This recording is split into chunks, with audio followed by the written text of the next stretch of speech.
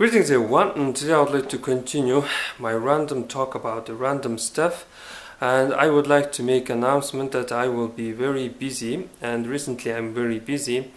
I will be gone for several days, and my random talks are going nowhere, and same time I know that Buddhism is going nowhere.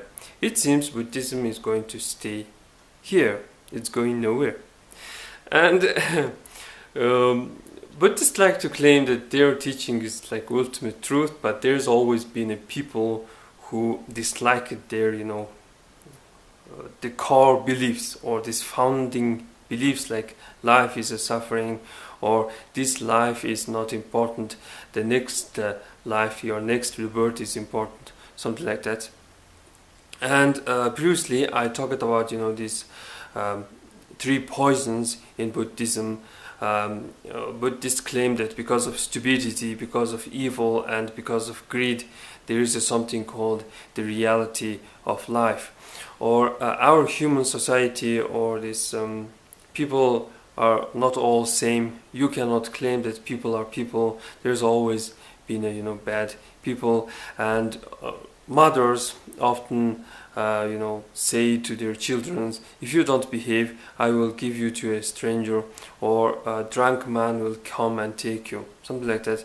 And it means, this you need to be afraid of other human beings. So some of them can be, damaged. I mean, some have, very good and friendly or pure, clean consciousness, but some have, this freaky, mad and blurry consciousness, something like that. So speaking of people who did not like it, Buddhism, I have this book called Sources of Japanese Tradition, Volume 2. I used to study Japanese in high school for 4 years. Now I cannot speak in Japanese, but I can hear what they are talking. I can understand.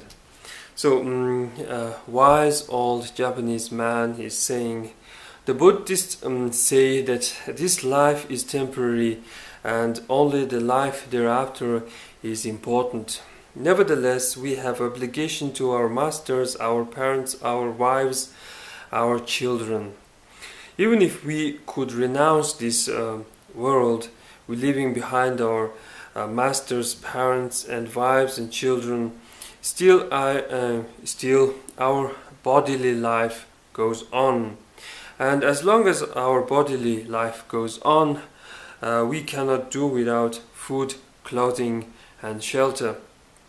And in this world, you cannot get across the river or sea without paying the boat fare.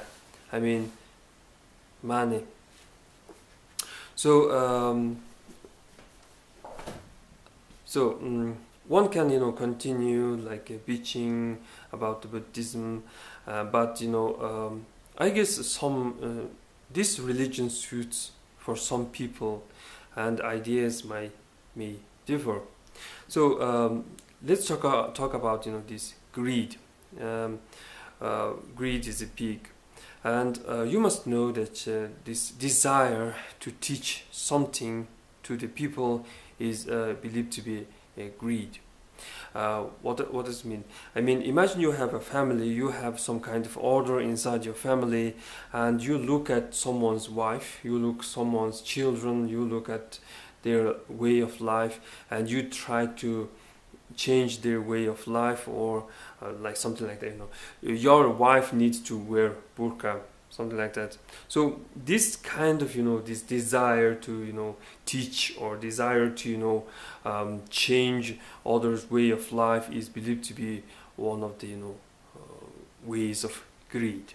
So I guess I'm a little bit greedy man.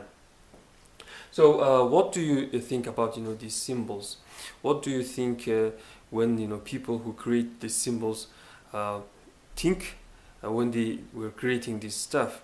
I do believe that they were thinking about this mortal realm, Middle Earth, or about our home. So it seems Chinese think that our home is like a something brick-like structure. Inside there is a man and woman, and because of this idea of numbers, number 2 is harsh towards the number 8, and number 8 is of course the surrounding area or the environment.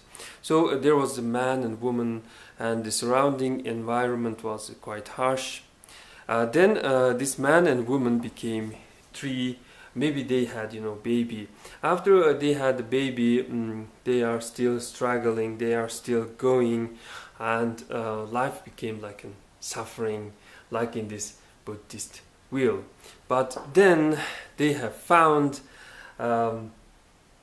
something, and they did not move, and they stayed in this peaceful. This is moving and this is also moving, but this is not moving, and all this related with the home, and this is especially related with our gears, and this is of course this our roof circle. So they have found the roof circle, or they have found the shelter, and there is a number 4 in the middle, and number 4 and number 8 is a suitable or friendly, we say. And even Chinese will admit that this number 4 and number 8 friends with each other, not number 2 and number 8. So we also find number 4 in the middle of a coin, and maybe they have found a coin, or maybe they have found a house, or they have built a house, or they built the home shelter, and after that things became friendly, suitable, not harsh. Well, that's pretty much for today, and thanks for watching.